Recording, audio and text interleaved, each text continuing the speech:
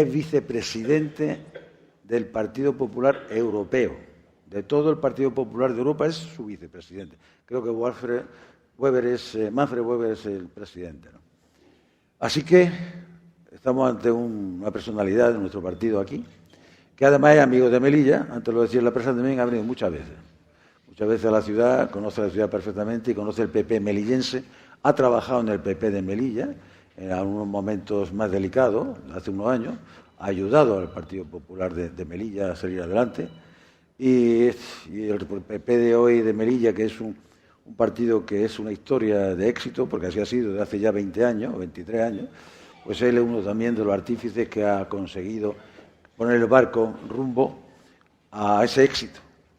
Nos planteamos ante el 28 de mayo las próximas elecciones, que son fundamentales para España, para Melilla en concreto, para toda España, que serán además, bueno, pues el trampolín para que el presidente Feijóo sea presidente del Gobierno de España en pocos meses. Si aquí en Melilla hace falta un cambio, pero cambio de verdad, no cambio a peor, porque el cambio puede ser mejor o peor, el que tenemos fue a peor, un cambio mejor, imaginaros a nivel nacional. El cambio hace falta como el comer, porque estamos cada día peor. Y yo no voy a hablar más, yo solamente voy a decir y acordaros que yo decía hace años, ahora supongo que sería el 2017, creo, que viéndola venir decía, hay que mirar al norte, hay que mirar al norte y hay que mirar al norte. Y Esteban acaba de decir a la prensa una frase que es esta: hay que dar un mayor anclaje de Melilla en el norte, en Europa. Por eso está aquí, para seguir ayudando a Melilla, y está pues con viejos conocidos y con viejos amigos. Está en su casa, está en tu casa. Gracias, Esteban, por estar aquí en Melilla. Suya es la palabra, pues es el que tiene que decir cosas interesantes.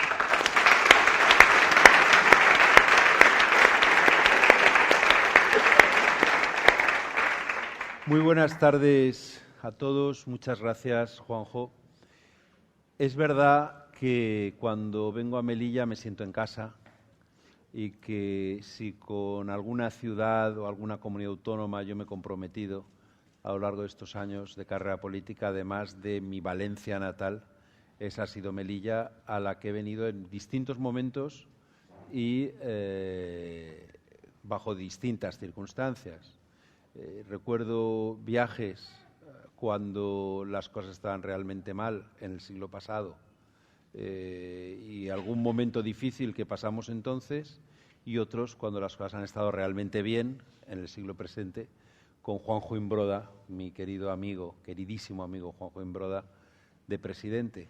Por eso es por lo que quiero que Juanjo vuelva a ser el presidente de Melilla y que los buenos tiempos vuelvan a esta ciudad, y vengo a comprometerme tanto cuanto pueda con esa candidatura y con esa personalidad política a la que adoro y en la que creo que es el presidente Imbroda. Gracias.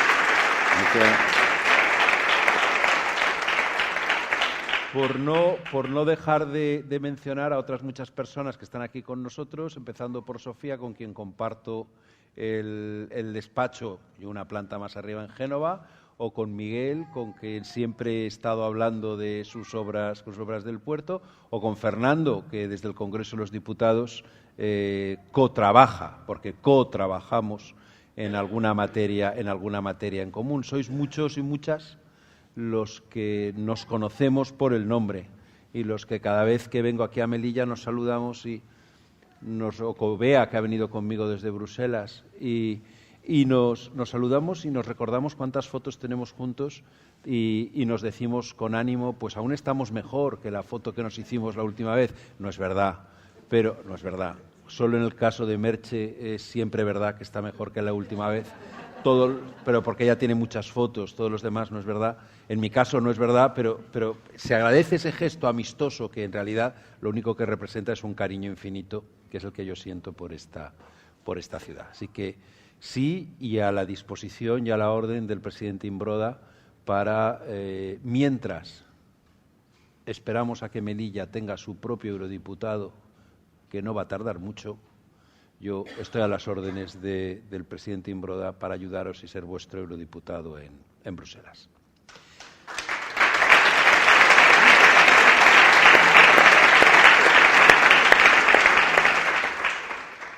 Me piden que hable de la Unión Europea y voy a intentar no alargarme mucho, porque la Unión Europea es de todos los temas importantes el que combina con mayor exactitud la condición de importante y aburrido al mismo tiempo.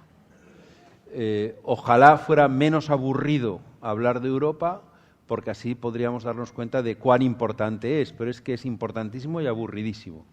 Y yo ya antes de ser eurodiputado, cuando venía un eurodiputado dispuesto a hablar de Europa, sabía que iba a tener que morderme el labio para no dormirme. Ahora soy yo el eurodiputado y noto como la gente se muerde el labio para no dormirse mientras yo estoy hablando de la Unión Europea. Voy a intentar ser breve y en el caso de que Juanjo lo permita y haya alguna pregunta, pues contestar a las preguntas o intervenciones que cualquiera quiera hacer para corregirme o para ampliar la información. En el bien entendido que aquellos que sientan que el Real Madrid les corre por las venas y uno por lo menos que hay que lo que le corre es lo del Barcelona, pues que esos se pueden ir. Esos, los demás, los que no tenemos tanto interés futbolístico, pues nos podemos quedar y hasta que esto se acabe. La Unión Europea es el mejor invento de los europeos desde que existimos. Nadie como nosotros ha sido tan exquisito, tan sistemático y tan científico en eso de matar. Los europeos matamos como nadie. Y hasta el final de la Segunda Guerra Mundial hemos llegado a matar por millones. Y no solo dentro de nuestro continente, sino que además nos hemos ido al resto de continentes para matar también. Y solo desde que existe la Unión Europea somos un continente que ha dejado de matarse entre ellos, entre las personas que viven dentro.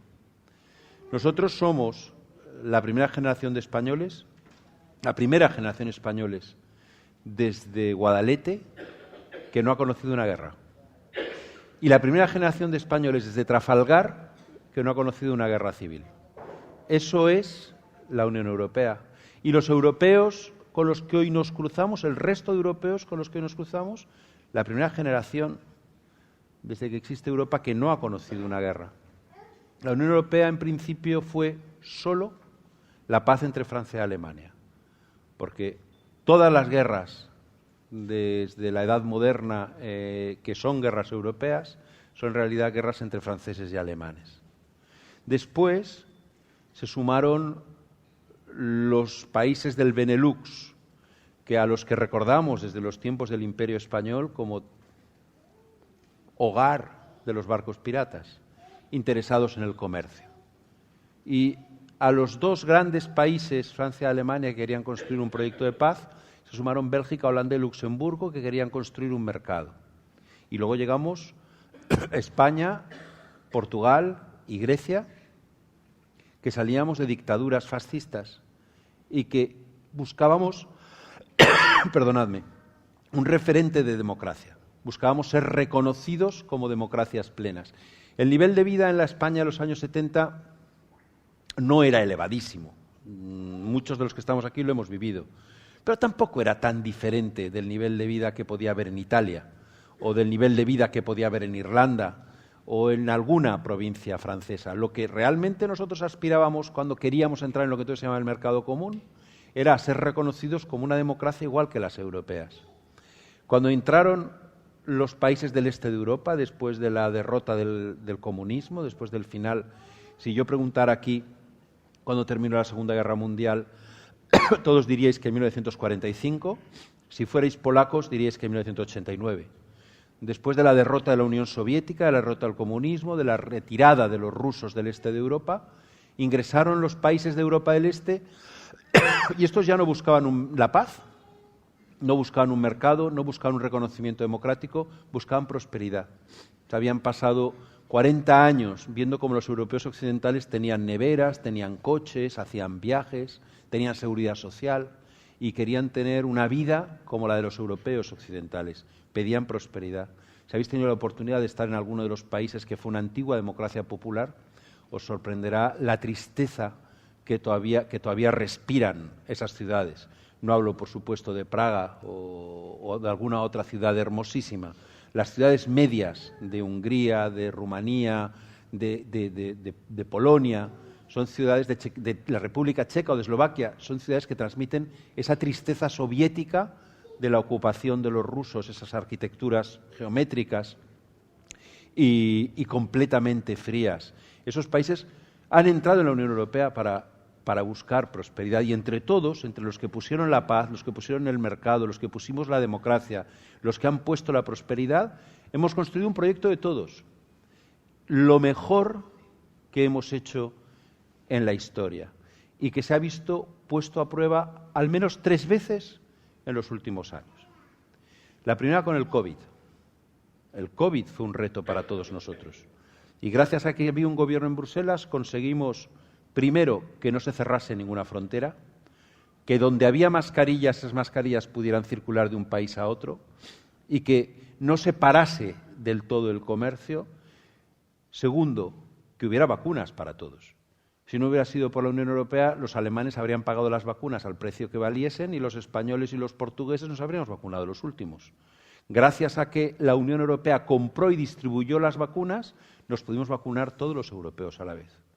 Y por último, que se crease un plan de ayudas, que es el Next Generation, que permite a los países que más han sufrido durante la pandemia recibir ayudas económicas. Si no hubiera sido por la Unión Europea, no hubiéramos recibido ese fondo Next Generation. Y además, ese fondo se consigue con endeudamiento de la Unión Europea, con lo cual hemos creado por primera vez un tesoro común de todos los países de la Unión Europea. Luego vino la crisis económica. Y en la crisis económica, gracias, presidente, en la crisis económica también ha habido una respuesta europea.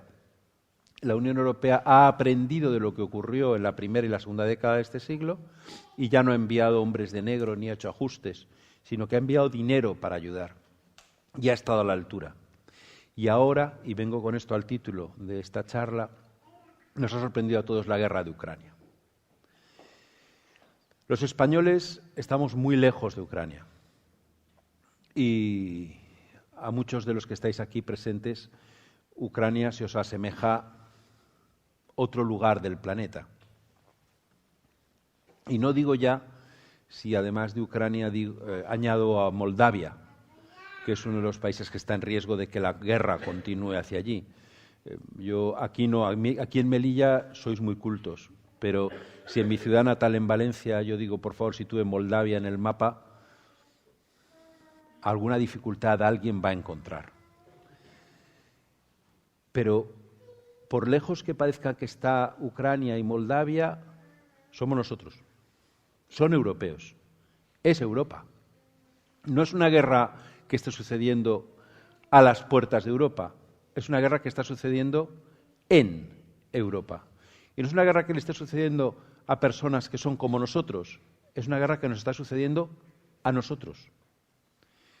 No es solo que los ucranianos son tan europeos como lo somos nosotros, todavía no miembros de la Unión Europea, sino que se están dejando matar, o se están dejando matar no, están resistiéndose y muriendo porque quieren ser europeos.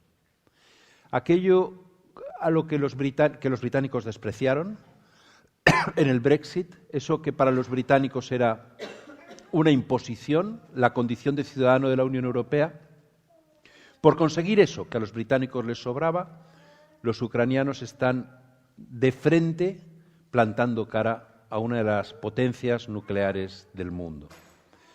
Me decía el otro día un alto dirigente del gobierno de Ucrania, mira, la diferencia es que si Rusia para, llega la paz. Si Ucrania para, Rusia ocupa toda Ucrania. Nosotros no podemos parar. La única manera en la que nosotros podríamos parar la guerra es renunciando a ser miembros de la Unión Europea, renunciando a ser miembros de la OTAN, renunciando a ser europeos y aceptando ser rusos, se acaba el conflicto. Si el conflicto existe, es porque queremos ser europeos. Esa música acompaña perfectamente el momento de mi charla. Parece que la haya puesto adrede. De modo que es nuestro territorio, somos nosotros. Y además es que les está pasando lo que se está pasando porque quieren pertenecer a nuestro propio club. Por eso, esa es nuestra guerra. Y no solo por eso. También porque Rusia, dirigida por un nacionalista, François Mitterrand, que no es sospechoso de ser del PP, porque como todos sabéis, era socialista, decía que el nacionalismo es la guerra. Bueno, pues Rusia, que está dirigida por un nacionalista, no encuentra en este momento más salida a su crisis interna que el elegir enemigos exteriores y expandirse. Recordar viejas glorias, seguramente como todas las viejas glorias inventadas, elegir enemigos exteriores y expandirse, lo que han hecho los nacionalistas toda la vida. Y si nosotros nos diera igual que Ucrania sea nuestro suelo, nos diera igual que los ucranianos fuéramos nosotros, nos diera igual que los ucranianos estén luchando por ser miembros de la Unión Europea y de la OTAN, y pese a todo dijéramos, bueno, pues que Ucrania se rinda o se defienda sola, es el impulso nacionalista del Putin el que de Ucrania le llevaría a Moldavia. Y de Moldavia, probablemente desde Bielorrusia, a las repúblicas bálticas o a Polonia, porque un nacionalista es un drogadicto de la política que nunca se da suficiente dosis. Y el discurso imperialista de Putin, aunque conquistara Ucrania, no iba a darse por satisfecho. Siempre iba a necesitar una dosis más de imperialismo, de nacionalismo, de enemigo exterior, de todo ese veneno político que él está inoculando al pueblo ruso. Y conquistada Ucrania o terminada la guerra de Ucrania, empezará la guerra siguiente. Por eso, o lo paramos ahora o no lo vamos a parar. Claro, para nosotros es muy difícil, porque estamos muy lejos. Para nosotros es dificilísimo de entender que esa guerra, que no es una guerra, aquí está el general, que me corregirá si me equivoco, que no es una guerra, es una invasión, que no es una guerra, que es un genocidio, es un crimen contra la humanidad, pero que esa guerra es nuestra guerra. Y la Unión Europea hasta hoy, y digo bien hasta hoy, ha respondido ejemplarmente. Todos los países hemos estado unidos, todos hemos respondido conjuntamente y todos hemos entendido que había que hacer sacrificios para que Ucrania prevalezca.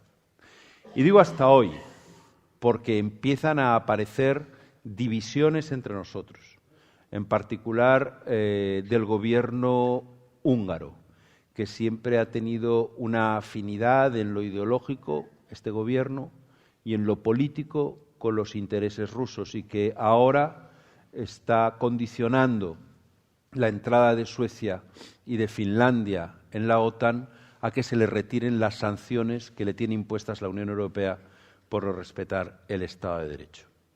No sé, no lo sabe nadie, cómo va a evolucionar esto. Haremos lo posible porque Rusia no se anexione Ucrania y solo deseo que no nos encontremos en un momento determinado en una conferencia en Múnich II en la que las potencias europeas deciden dónde empiezan y dónde acaban las fronteras de Ucrania, como hicimos en la década de los 30 con Checoslovaquia y que trajo tan terribles consecuencias en el futuro. Estamos más o menos en la misma hora, pero además debo decir que como europeos estamos algo aislados, porque no hay en el mundo nadie que sea como nosotros. Perdonadme, para bien. Yo cada vez que viajo al extranjero, y cuando digo el extranjero, digo fuera de la Unión Europea, y vuelvo a un aeropuerto de Europa, al pisar el suelo siempre digo, debo dar gracias a Dios por haber nacido en este continente, aunque donde haya ido sea los Estados Unidos de América. En ningún otro lugar del mundo el respeto a la democracia es tan profundo como en la Unión Europea. En ningún otro lugar del mundo se respeta al mismo tiempo la economía de mercado y el Estado social. Por poneros un ejemplo, los europeos representamos hoy más o menos el 7% o el 8% de la población mundial. Producimos el 22% de la riqueza del planeta, algo así como el 22% del Producto Interior Bruto mundial, y consumimos el 52% del gasto social del planeta. El 8% de la población consume el 52% del gasto en educación pública, en sanidad pública, en pensiones públicas, en ayudas públicas, en servicios públicos. El 7%, el 52% del gasto social. Es un modelo que nadie más reproduce. En otras democracias antiguas y consolidadas como los Estados Unidos no hay pensiones públicas, no hay sanidad pública, no hay Estado asistencial. En ningún otro lugar como en Europa se respeta la democracia, se respeta la economía de mercado y la libre competencia y se respeta el Estado social, se redistribuye la riqueza. Somos un modelo quizá solo equivalente a Canadá, a Australia, pero no hay muchos, Japón, no hay muchos más referentes de lo que nosotros representamos en el mundo. Y a nuestro alrededor, por un lado tenemos a Rusia, por otro lado tenemos a África y la inseguridad que cada vez se está instalando con mayor fiereza al sur del desierto del Sáhara. Ya no es solo el riesgo a los movimientos migratorios, sino también a los movimientos terroristas que surgen en el Sahel, de donde la Unión Europea ha empezado a retirarse.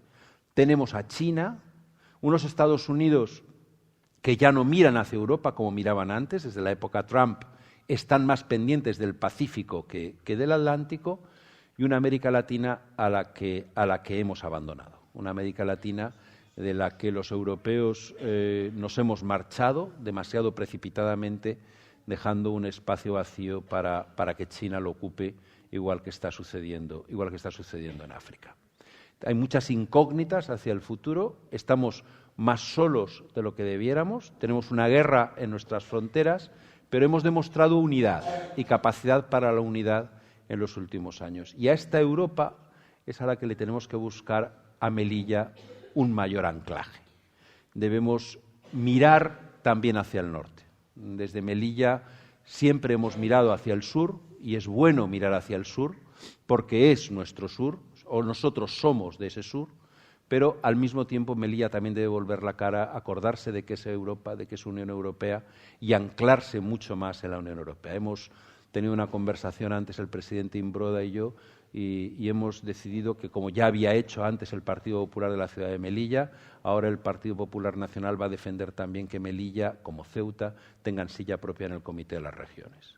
Que creemos que en el Comité de las Regiones las ciudades de Melilla y Ceuta no deben de ir como invitados, sino que, como cualquier otra comunidad autónoma, el presidente de Melilla debe sentarse con el resto de presidentes de comunidades autónomas y el resto de presidentes de regiones de Europa a hablar de la política regional en la Unión Europea. Y hemos hablado...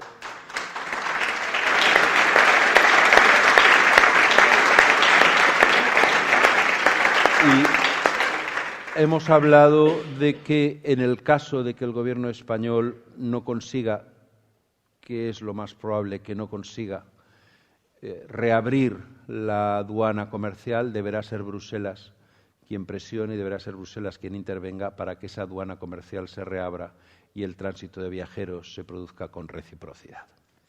Debemos recordar la condición europea de Melilla y mirar hacia el norte, pero para recibir y para dar. Para recibir la ayuda que se precisa en una región que, como las ultraperiféricas, se encuentra en una situación difícil, pero al mismo tiempo para dar y para mostrar la solidaridad que debemos mostrar con una unión de países hermanos que no siempre atraviesa por su mejor momento y que en este caso, desde luego, no atraviesa por su mejor momento. Termino. Por el bien de Europa, por el bien de España, dentro de España, por el bien de Melilla, me parece que es preciso un cambio de gobierno. Cambio de gobierno en la ciudad y un cambio de gobierno en el resto del país.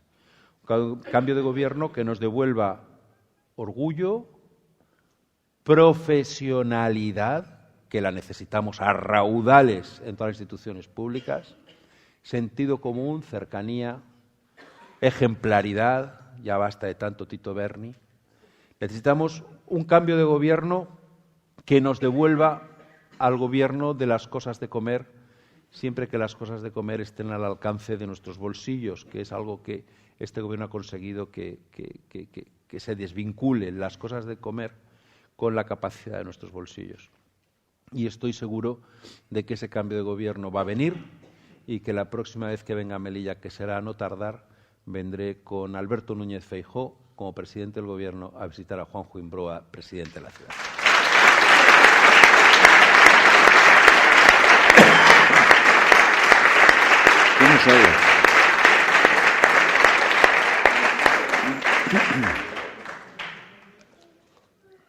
Los que se vayan al fútbol ya se pueden ir y los demás vamos con las preguntas. Gracias, Esteban. Bueno, yo creo que es muy interesante todo lo que nos está contando y, sobre todo, a mí lo que me gusta muchísimo es tener las ideas tan claras. Como cada vez que viene un representante importante del Partido Popular. No he dicho antes que Esteban está llamado a ocupar altísimas responsabilidades en España. No lo he dicho antes, pero vamos, así será. Por lo tanto, tendremos un amigo, un melillense más, en alta responsabilidad de España. Pero tengo el 99,99%. Yo ya me quedé una vez con el 99% sin nada.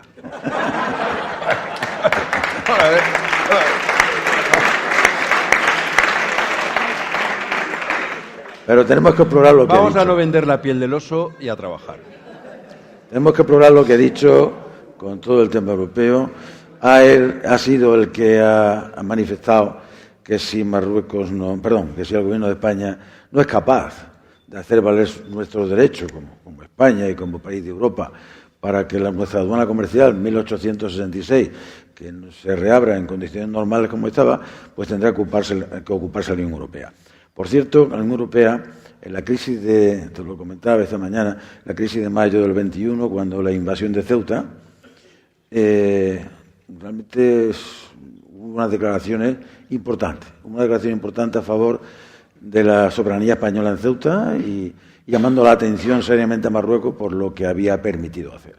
Así que yo creo que el camino que ha marcado Esteban, ese es el camino que debe estar Melilla, y en el camino que nosotros, Esteban, con tu colaboración y ayuda, pues esperamos conseguir. Alguien que quiera hablar, una pregunta o algún comentario al respecto, pues podemos hablar. Todavía queda para el partido un rato. Y además va a ganar el Madrid, yo sé que tampoco.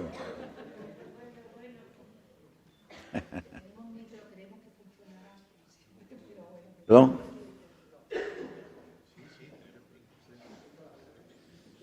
Fernando. ¿Qué indicios o indicadores tiene? Sí. ¿Qué indicadores hay de lo que se oye en los medios ahora de corrupción en el caso de la gestión de los fondos europeos en África, el general Espinosa, todo este lío del Tito Berni? Parece que en la Unión Europea ya hay alarmas de que esto ya puede haber desviaciones de dinero.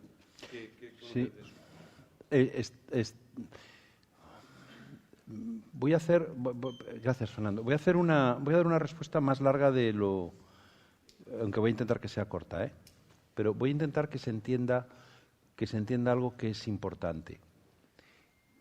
El fondo Next Generation, el fondo de regeneración después de la COVID, no es un fondo como los tradicionales fondos europeos.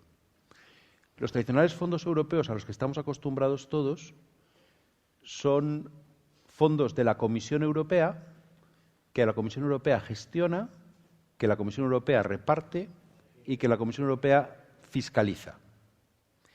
El Next Generation es un fondo del Consejo, es decir, es dinero de los Estados miembros, que para conseguirlo han hipotecado a la Comisión.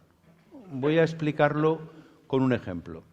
Imaginad que todos nosotros fuéramos miembros de un club de golf, o de un club de tenis, o de un club de esgrima, o de un club de salsa, y que andásemos cortos de dinero.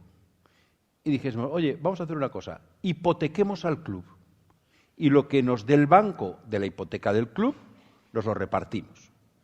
Decimos, bueno, ¿y quién devuelve ese préstamo? Lo devolverá el club. ¿Y cómo lo va a devolver el club? Con cargo a las aportaciones futuras. Bueno, muy bien. Nos vamos todos al notario, hipotecamos el club, como está en unos terrenos en el centro de la ciudad muy importantes, la hipoteca nos la dan por mucho dinero y cada uno San Bruno, todos cogemos nuestra parte del dinero y nos vamos, y ya devolverá el dinero el club. Estos son los fondos Next Generation. Los Estados miembros de la Unión han dicho, vamos a hipotecar a la Unión Europea. ¿En cuánto? 750.000 millones de euros. ¿Y eso quién lo devuelve? La Unión Europea. ¿Cómo? Con cargo a ingresos futuros. Muy bien. Como la Unión Europea no tiene deuda pública, todos los bancos les gusta comprar, porque están acostumbrados a comprar deuda griega, deuda española, deuda italiana, que es como ir a la carnicería y quedarte con las chuletas que solo tienen palo. Y de repente les sirves deuda europea, que es una deuda que nunca se había emitido, y es como ponerles un solomillo de vaca vieja. O sea, les encanta deuda europea. Y todos los bancos la compran. Entonces la Unión Europea les da el dinero a los Estados cogen su dinero, en el caso español 170.000 millones de euros, y se van para la capital. ¿Qué quiere decir eso? Que como no es un instrumento de la Unión Europea, de la Comisión, del Club de Golf, es un instrumento de los socios de los Estados miembros, la Unión Europea no fiscaliza el gasto del Fondo Next Generation. Lo voy a volver a decir despacio, porque en España hay un empeño en no entenderlo. La Unión Europea no fiscaliza el gasto del Fondo Next Generation. ¿Cuántos funcionarios ha contratado la Unión Europea para controlar cómo se gasta el Fondo Next Generation? 0. ¿Cuántos ha contratado el Tribunal de Cuentas Europeo? 0. Porque se supone que el dinero que recibe España lo va a fiscalizar España, el que recibe Italia lo va a fiscalizar Italia, el que recibe Portugal lo va a fiscalizar Portugal. Y cada país va a proceder a la fiscalización de los fondos Next Generation que recibe. Somos el único país de la Unión Europea que no ha creado una comisión parlamentaria ad hoc para fiscalizar el gasto de los fondos europeos. Es más, en este país todo el mundo está convencido de que los fondos europeos los fiscaliza Bruselas y Bruselas no los está fiscalizando. Hace una semana vinieron unos eurodiputados, la famosa señora que se ha hecho famosa aquí, Mónica con K, Hohlmeier, y todo el mundo dijo, viene a controlar cómo gasta el gobierno los fondos europeos. No, no es verdad, no venía eso. Venía a controlar si el gobierno controla el gasto de los fondos europeos, porque Bruselas no lo va a hacer. Si hipotecásemos el club no iba a controlar en qué nos gastábamos cada uno el dinero en nuestras casas. Lo controlarían nuestras mujeres y nuestros maridos, pero no el club. Y en esa situación nos encontramos. Entonces, en este momento en España nadie está controlando cómo se gasta el Fondo Next Generation. Y como es un dinero que va directamente al presupuesto público, el gobierno puede estar destinándolo a lo que quiera. A lo que quiera. Y ya lo veis cómo tira con pólvora de rey. Cómo gasta, en Melilla no, pero cómo gasta en el resto de sitios como si fuera dinero del Monopoly. Ese es dinero europeo. Y en este marco, y vuelvo a la respuesta, me parece muy preocupante escuchar, como he escuchado a uno de los implicados en esta trama, decir que ha participado en el reparto de fondos Next Generation. Y a otro, en concreto al Tito Berni, decir que él no ha hecho nada, pero que ha recibido subvenciones europeas. Y me preocupa porque eso quiere decir que puede estar habiendo corrupción en el reparto de los fondos europeos, que son ni más ni menos que 170.000 millones de euros. Y si eso sucediera, no solo sería grave porque supondría corromper el pulmón o el salvavidas de la economía española. Sería grave porque la Unión Europea, si detecta eso, puede cortar el flujo de fondos hacia España. Entonces, ¿cómo lo veo? Con preocupación, con infinita preocupación. Y en especial las noticias de esta tarde en las que el Tito Berni reconoce que él no, pero su mujer se ha beneficiado de muchos fondos europeos. Espero que se aclare a la mayor rapidez posible.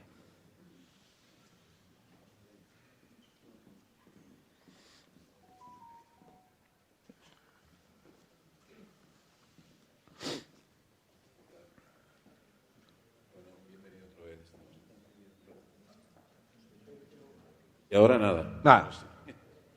Pues bienvenido otra vez. Repasando un poco la historia de Melilla, sobre la que estoy escribiendo. En el 99, si no me recuerdo mal, estuviste aquí, en el 2000 también. Previamente, en el primer caso me parece fueron por las elecciones locales, en el segundo por las elecciones nacionales. Y bueno, el resultado para los que tú perseguías, también cuando viniste, pues fue espectacular. En los dos casos. No sé, me pregunto si te han traído como talismán para las elecciones próximas o aparte de lo que has dicho de Europa, que la verdad ha estado muy bien. No, la primera vez que vine el resultado no fue espectacular para mi partido, pero sí para Imbroda. Sí, sobre todo, porque entonces ya sabes. Entonces fuimos y lo fichamos.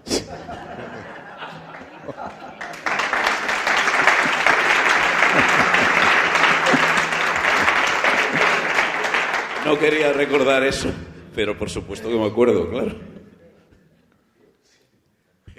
Y sobre Europa, otra pregunta. La verdad es que has definido muy bien Europa y extraordinariamente bien lo de los fondos de Next Generation, que va a ser un problemón para España, no por haberlos recibido, sino por haberlos mal utilizado. Sí. Pero también a mí me gusta insistir en una cosa. Para entrar nosotros más en Europa, tenemos que ser más Europa. Y para ser más Europa, Melilla, como Ceuta, debían de ser dos cosas. Primero, yo creo, sin ninguna duda, entrar en la Unión Aduanera Europea para que las fronteras con Marruecos sean unas fronteras claramente europeas, no solo españolas. Y segundo, pues Ceuta y Melilla de alguna manera tienen que estar dentro del panorama global español. O sea, no podemos seguir siendo eternamente una cosa extraña como tener un estatuto de autonomía, como no tener un estatuto de autonomía como el resto de España. No sé si dentro del partido, habéis pensado en esto en un futuro próximo, espero, o remoto. Mira, te voy a responder con la sinceridad de alguien que realmente se siente comprometido con esta ciudad autónoma. Hay que tener cuidado con desear el régimen común si eso supone perder alguna ventaja especial. Yo no imagino a los vascos y a los navarros deseando ser comunidades autónomas como las demás. Creo que están bastante contentos teniendo como tienen un régimen especial. Que hay que intentar que esto sea lo más parecido a estar dentro de la Unión Aduanera, sí.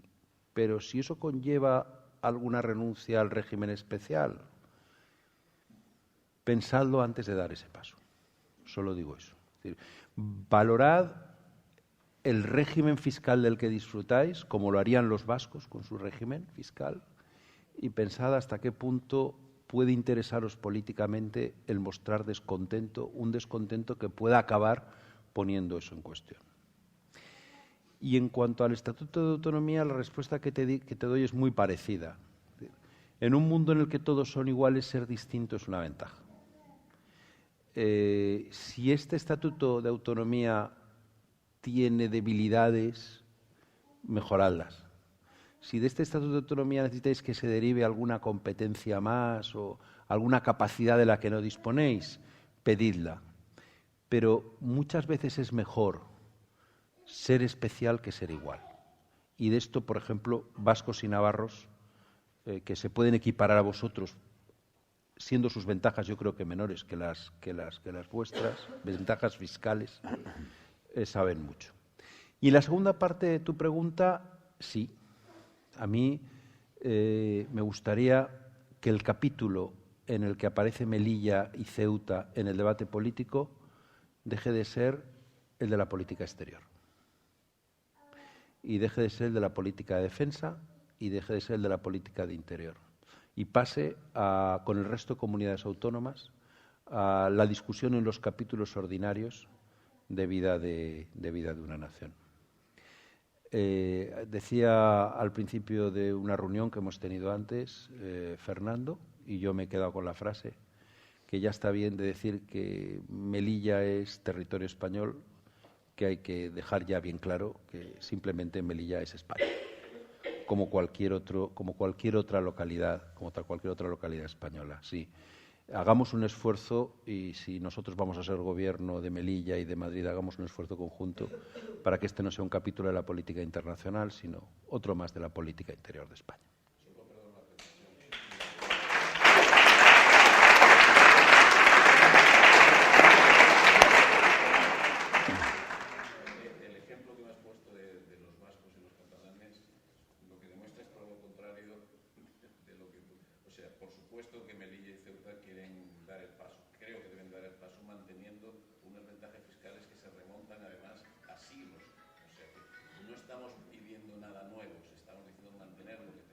Sí, no. Yo te digo, uno. Los vascos y los catalanes no tienen fronteras con el resto de España, como tenemos nosotros. No. Tenemos dos fronteras. Una frontera con Marruecos y otra con España. Los catalanes no tienen ninguna ventaja fiscal, ¿eh? Los catalanes no tienen ninguna ventaja fiscal. Vascos y navarros, sí. Sí, yo sé lo que te digo, o sea, y tú sabes lo que te digo.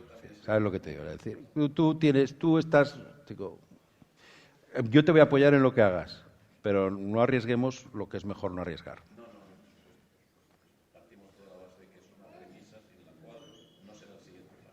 Ahora, nosotros siempre hemos defendido la incorporación en la Unión Aduanera, siempre que no se pierdan las ventajas, como tú estás diciendo. O sea, y la última vez que estuvimos hablando con Juan Bravo aquí, el secretario de Economía Nacional, pues hablamos que por lo menos vamos a descorrer la puerta y nos asumamos. Mire usted, esto es lo que hay. Buenas tardes, nos quedamos. Sí se puede hacer esto, conserven sus ventajas y además esta ligación más potente políticamente con Europa. Sería bueno, pero siempre que tengamos la ventaja.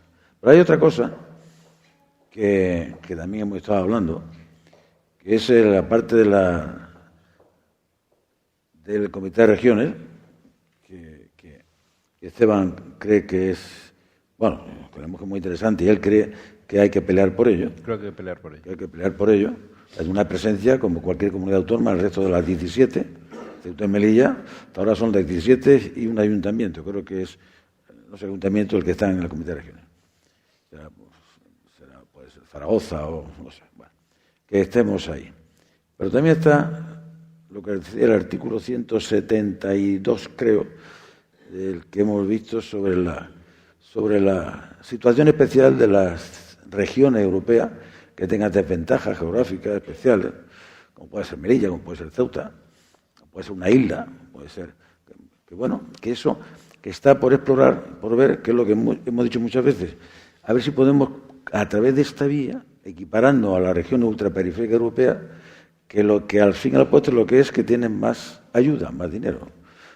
Si nosotros los fondos FEDER, que tenemos cada 7 años recibimos 45, a lo mejor por ser región ultraperiférica, pues tiene 20 más, o 30 más, o 50 más. Y eso es lo que nosotros deberíamos de pelear, que esa es otra historia distinta.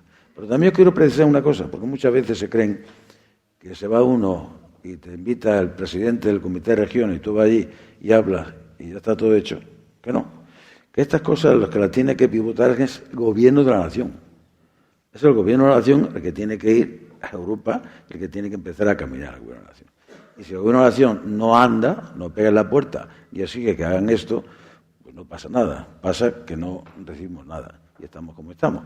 Por ejemplo, estamos muy contentos porque los fondos europeos este año creo que son a 5 millones anuales, es lo que hemos recibido aproximadamente, son 7 años, 30 y tantos millones, que se han recibido, que, bueno, siempre se han recibido, ¿no? Pues habría que pelear por más. Nosotros, a través de Rajoy, peleamos con esa particularidad geográfica distinta, etcétera, especial, y aquel año recuerdo que nos dieron un extra, aquel septenio, un extra de 50 millones, que yo esperaba que era para Melilla, pero claro, estaban nuestra hermana Ceuta con la puerta de usted y nosotros, y repartieron entre Ceuta y Melilla. Y Canarias, con la gestión nuestra, se llevó 50 millones. Un premio especial por esa compensación que creo que se podría pues institucionalizar a través de este artículo y de varias disposiciones que lo han desarrollado, que tenemos que verla. Yo creo que por ello, Esteban, podríamos hacer algo. Muy buena idea. También. Fondos, perdona, una anécdota, fondos Next Generation, que a Melilla le han traído, según esta gente, le hemos preguntado varias veces que cuánto, más o menos siempre dan una cifra, pero deben andar esta gente, nuestros compañeros de allí, de la casa, por 110 o 115 millones de euros aproximadamente. Estos te lo dan anualmente. Te pueden decir, te ponen un trienio, uno empieza en el 21, otro empieza en el 23, otro en el 22, según. Hay uno de turismo. A Melilla le correspondían 10 millones, a Ceuta 10 millones y a Canarias 50 millones, a Baleares otro tanto, que fue una cosa especial. Pero estos funcionaban desde el 21, 22 y 23. El primer año creo el 50%, más o menos después el 20 y tantos, hasta el 100. Pero el primer año es el más potente. Pero claro, esto hay que arrancarlo. Y luego te piden que, mire usted, antes de que vayamos a que ustedes pongan el dinero, hay que firmar un convenio con el Gobierno Central diciendo a ver en qué se lo van a gastar ustedes. Porque si es turismo, no te lo va a gastar en hacer aquí un campo para correr galgos. Tendrá que ser para algo de turismo. Ni el 21, ni el 22, ni el 23. No han hecho ningún convenio. Entonces están ahí inmaculados. Ahí, como no hacía falta dinero en Melilla en la calle para trabajar, pues los tienen ahí. No se han movido. Esa es la gestión de la que estamos hablando. No hay más control, están ahí. Bueno, cuando ahora lleguemos nosotros, ya sabemos que contamos con 10 millones para el turismo, que los pondremos a funcionar rápidamente en la calle. Pero es una pena, porque Melilla hace falta, después de la crisis que tenemos, y está muerto el 21, el 22 y el 23 tampoco. Por ejemplo. Eso es lo que hay. Así que habrá que ganar, Esteban. Hay que ganar. Prefiero al PP, no al Madrid.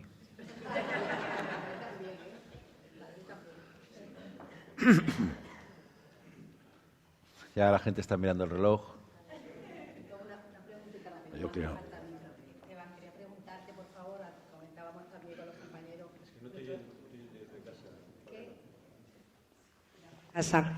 Quería preguntarte, Esteban, muchas gracias por tu exposición. Un poco hablando del tema de los fondos Next Generation, que fundamentalmente vienen también un poco a recomponer esa cohesión territorial. Nuestra ciudad tiene todas esas desventajas que tú conoces y quería preguntarte tu opinión, porque además una de las líneas, de los hitos que deben de cumplir esos fondos es la conectividad de unos territorios con otros. Una ciudad como Melilla, a la que en el año 2018 pues, se quitó una de sus inversiones más estratégicas que se había dejado por el gobierno de Mariano Rajoy, que era la ampliación de un puerto, con un país que además nos está aprisionando con 2 grandes puertos gigantescos a su alrededor. ¿Qué opina? Y no sé qué posibilidad tendríamos de que eso pudiera recuperarse, aunque confiamos en que sí. Hombre, eso habría que recuperarlo. Bastaría con que nosotros volviéramos para que recuperásemos lo que dejamos sin terminar. El presidente Imbroda ha hecho referencia ya a que una de las guías de los fondos es el turismo, y el turismo es, yo creo que una de las vías de desarrollo de Melilla, y además, mientras siga la aduana comercial cerrada, el turismo tiene que ser una apuesta más seria para el desarrollo futuro de la ciudad. Y luego, uno de los asuntos que hay que retomar a la mayor brevedad en cuanto ganemos las elecciones es la ampliación del puerto. Miro a Miguel. No solo por lo que supone de mejora del tráfico y del comercio de la ciudad, que la ciudad no tiene por qué comerciar solo hacia el sur, pero no puede comerciar hacia el norte si no se le dota del puerto que necesita, sino que además la ampliación del puerto permite una reordenación urbanística que facilita el que las materias peligrosas o las sustancias peligrosas estén donde deben estar las sustancias peligrosas, las zonas industriales donde están las zonas industriales y las zonas residenciales donde están las zonas residenciales. Me parece que sí, o sea, que ampliación del puerto que apuesta por el turismo y que se recuperen las inversiones que estaban previstas.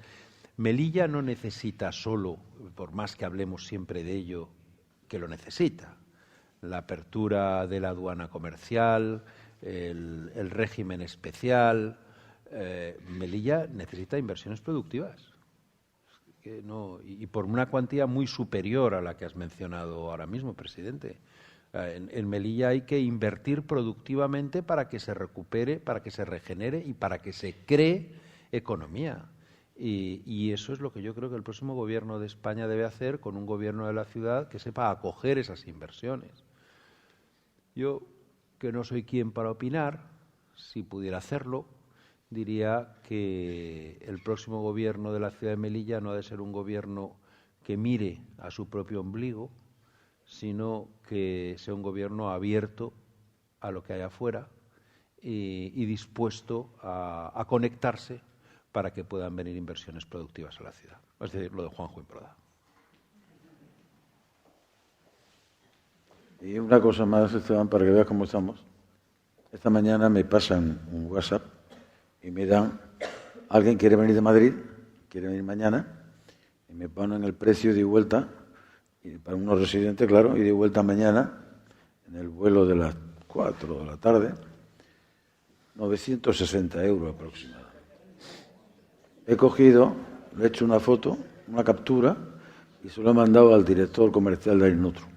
Digo, esto es insufrible, esto no puede ser. Me ha contestado que quedaría un poco el billete. Digo, esto no es explicación, no puede ser. Estamos pagando los precios más altos y además con una ocupación mayor, que estamos ocupando, llevamos casi a los 500.000 pasajeros, que son muchos, como nunca, los precios más altos que ha habido aquí nunca en aviación. Nosotros tenemos un 25% de... solamente pagamos, pero no nos equivoquemos. Si vale el billete 1.000 euros, el 75% restante lo paga el presupuesto general del Estado. Está fallando ahí algo. Hace un mes y medio, por lo menos, Esteban, le pedimos, Sofía y yo, datos al Ministerio de Transporte, el número de billetes, tarifa media que se ha aplicado, cuántos residentes, cuántos no residentes, Hasta la fecha no lo han dicho nada todavía, estamos esperando. Porque eso, el primer día que ganemos las elecciones, que las vamos a ganar, el primer día hay que sentarse ya y abordar inmediatamente esto. Para que venga todo lo demás que estamos hablando. Todo lo demás, primero que abrir la puerta de las comunicaciones, el turismo, lo que queramos. Si no abrimos la puerta de las comunicaciones, hacemos unas tortas como un pan como unas tortas, me da igual. Así que 965 euros mañana y de vuelta de Madrid. Madre mía. Una locura. Bueno, yo quería hacer una pregunta. El tema de Frontex, que somos frontera sur de Europa. Tenemos una Guardia Civil, Policía Nacional y Policía que están luchando todo lo que pueden y más. Y el Partido Popular siempre ha estado, siempre pidiendo medios materiales y medios humanos. ¿Qué pasa con el Frontex? Bueno, Frontex es competencia de los Estados solicitarlo o no. Si el Gobierno de España lo solicita, Frontex puede venir con una misión. No es un problema de Frontex. Hasta donde yo sé, Frontex lo que sabe de defensa de fronteras lo ha aprendido de la Guardia Civil y la Policía Nacional. Entonces, me parece que de lo que se trata es de dotar de medios a la Guardia Civil y de la Policía Nacional antes que traer Frontex.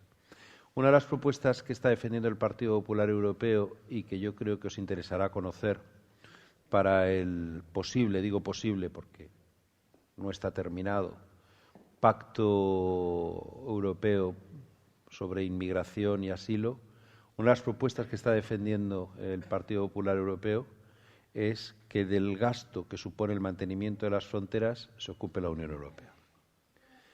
Que el gasto en en los materiales que permiten separarnos a los europeos del exterior y en las capacidades de las fuerzas y cuerpos de seguridad del Estado corran a cargo de la Unión Europea, porque si son fronteras de Europa, es Europa quien debe mantenerlas.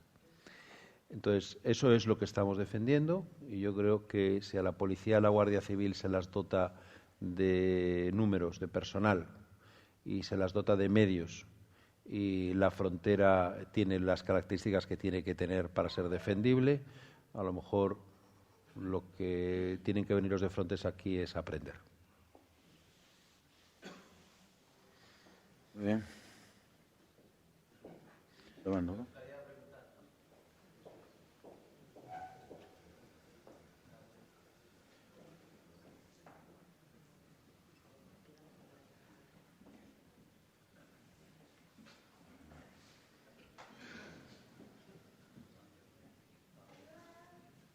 Hola, muchas gracias, Esteban, por venir a visitarnos. Tendría dos preguntas.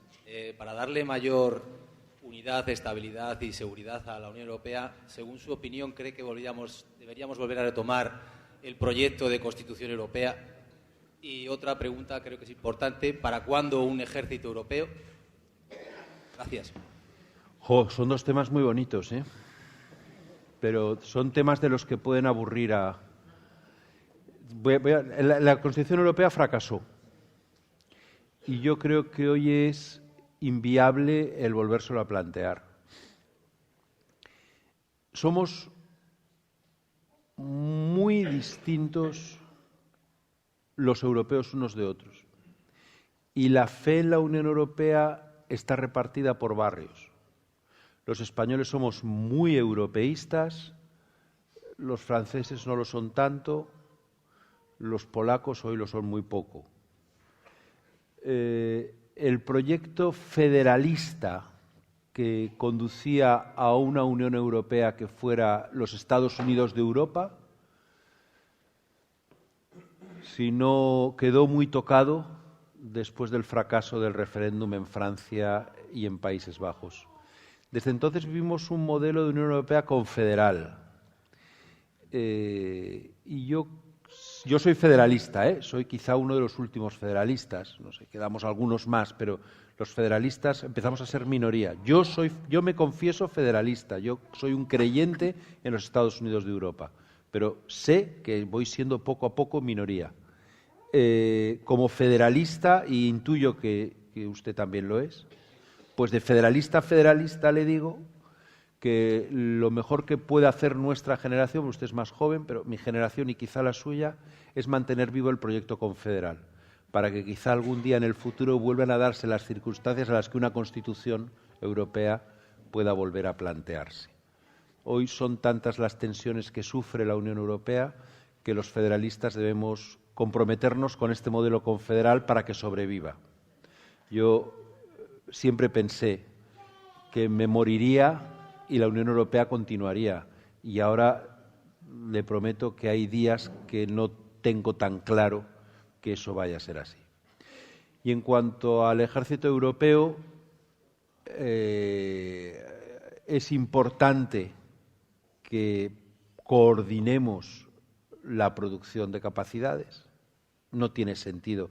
Lo que va a pasar ahora en Ucrania, Fernando, no tiene sentido. No tiene sentido que a los ucranianos vayamos a mandarles carros de combate americanos, que son distintos de los británicos que también les enviamos, Leopard españoles, que son distintos de los Leopard alemanes, que son distintos de los Leopard polacos, de manera que los ucranianos, para hacer una tripulación de un carro de combate, va a tener que entrenar a los hombres a conducir 5 modelos diferentes. Deberíamos tener un carro de combate europeo, igual que tenemos un avión de combate europeo. Tenemos que tener una industria armamentística europea coordinada, por lo menos. Y ojo, y que no sea francesa y alemana solo. Porque a veces, cuando se habla de industria armamento europeo, al final lo que resulta es que esa nace de la fusión de la industria francesa y la industria alemana y todos los demás vamos detrás. Y seguramente deberíamos explorar nuevas vías también para crear un embrión de sistema de defensa común e independiente.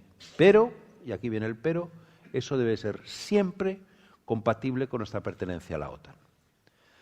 El paraguas de defensa de la Unión Europea es la OTAN. Y hay muchos países de la Unión Europea que se sienten antes de la OTAN que de la Unión Europea. Y que por la OTAN harán cualquier cosa y por un ejército europeo no. Entonces, y luego, yo no sé, tenemos un general con nosotros. Yo soy de la vieja escuela, yo soy de IMEC, yo he hecho la mili. O sea, yo sé lo que es jurar bandera vestido de verde.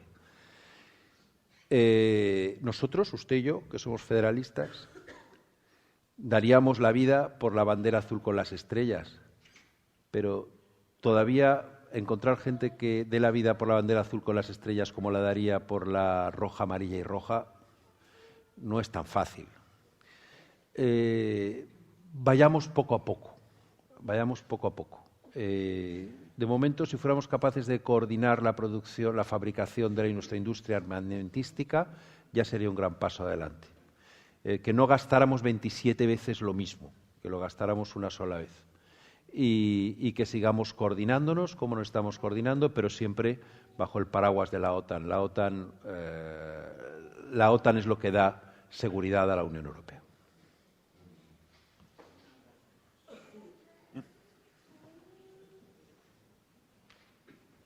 Bueno, pues yo creo que ya nos vamos a tener que ir, ¿no? Queda una. ¿Ah, queda así? Sí.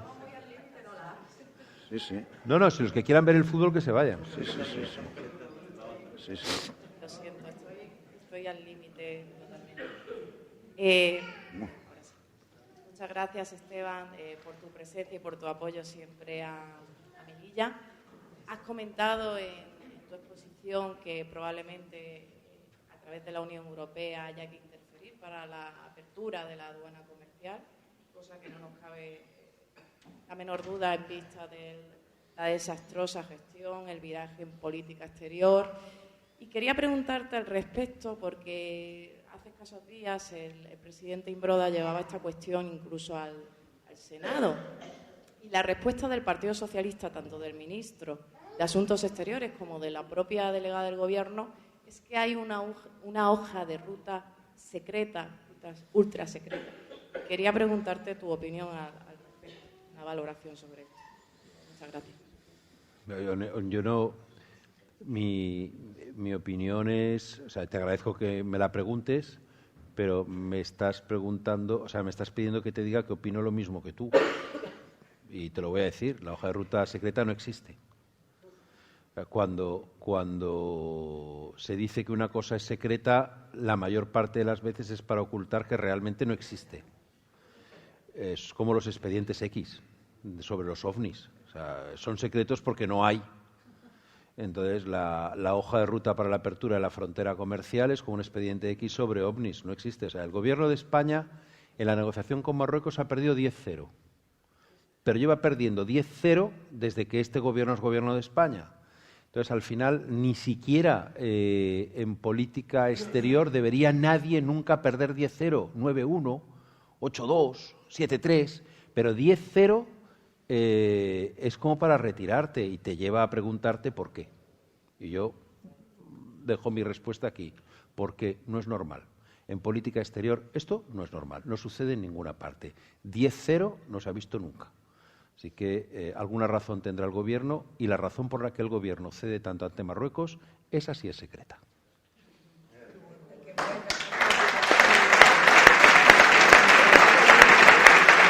Vamos, la última.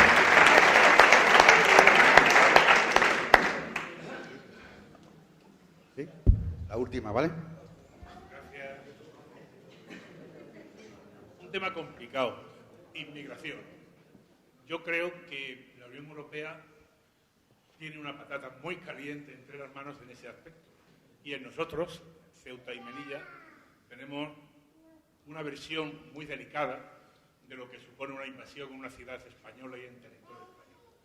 Ahora veo que el 23 de febrero se promulga una proposición de ley sobre la nacionalización de personas extranjeras de forma muy importante en España. Hombre, todo el mundo alcanza a entender que será una medida electoralista, lógicamente, que está condicionada hacia eso. Pero claro, la Unión Europea tiene, yo creo, que intervenir en esos campos, donde una superpoblación de inmigrantes en determinados países amparado por una legislación puede conllevar a un cambio importante en la legislación de un gobierno, y más en ciudades como pudieran ser Ceuta y Melilla, aunque no tan importante hoy en día, puesto que estamos hablando de personas mayores y gente que no tiene nacionalidad y viene producida por unos ancestros familiares. Yo digo, ¿qué medidas tiene la Unión Europea entre las manos para poder de alguna forma ordenar esa inmigración que, si es necesaria a Europa, puede ser muy perjudicial para sistemas políticos europeos? Se está negociando desde el año 2014 un pacto europeo por la migración y el asilo, y no se ha conseguido cerrar. Si las últimas negociaciones van como deben ir, se cerrará bajo presidencia española. Yo lo que puedo pedirle y debo pedirle al Gobierno de Pedro Sánchez es que sea capaz de impulsarlo. La migración, yo no diría que es un problema, diría que es uno de los grandes temas de nuestro tiempo, porque la emigración o la inmigración tanto nos crea dificultades cuanto nos resuelve problemas. La Unión Europea tiene un gravísimo problema demográfico que sin la inmigración no va a poder resolverse. Y necesitamos gente que venga de fuera para trabajar con nosotros, para seguir sacando a la Unión Europea tal y como la conocemos adelante. Antes he hecho una gráfica, he dado unas cifras sobre qué población somos y qué consumo de gasto social hacemos. Bien, ese 7% de población del que he hablado antes, en el año 2050 se reducirá al 3%. En el año 2050, ni por PIB ni por población, ningún país de la Unión Europea estará en el G7 ni en el G12. Ningún país de la Unión Europea será relevante a efectos poblacionales en el planeta Tierra. Decía Jean-Claude Juncker que en Europa hay dos clases de países: los países pequeños y los países que no saben que son pequeños. Nosotros vamos a necesitar un aporte poblacional. Claro, ¿cuál es el problema? Que el aporte poblacional se concentra en los sitios donde se concentra y no se reparte. Y hay grandes movimientos migratorios en torno a las grandes ciudades alemanas, belgas o francesas, y sin embargo el centro de España se está despoblando. En Melilla hay un problema gravísimo con los inmigrantes que entran y se quedan, y sin embargo hay buenas partes de España, enormes partes de España, donde no tenemos aporte poblacional. Hay que saber trabajar el tema, combatir las mafias, combatir la inmigración ilegal, combatir la explotación de mujeres, de hombres y de niños, y saber tratar la inmigración no como un problema, sino como un tema. Uno de los temas del siglo XXI, además, la presión migratoria aumentará. Y déjeme que diga una cosa, España no es uno de los países, sí, en la parte de Ceuta y Melilla, eso sí, aquí la presión es mayor, pero en general ni siquiera Madrid es una de las ciudades con un problema de integración de inmigrantes más graves. No hay más que pasear por París o pasear por Bruselas o pasear por Múnich o por Frankfurt para ver en qué situación estamos, y afortunadamente hoy debo decir que la presión migratoria aquí no es comparable a la que se sufre en Grecia o se sufre en Italia o en otras partes. Pero sí debemos plantearnos eso y defender y proteger y dotar de medios a las fuerzas y cuerpos de seguridad del Estado que nos defienden todos los días en la frontera. Yo creo que es un lujo poder vivir en esta ciudad y tiene que seguir siéndolo.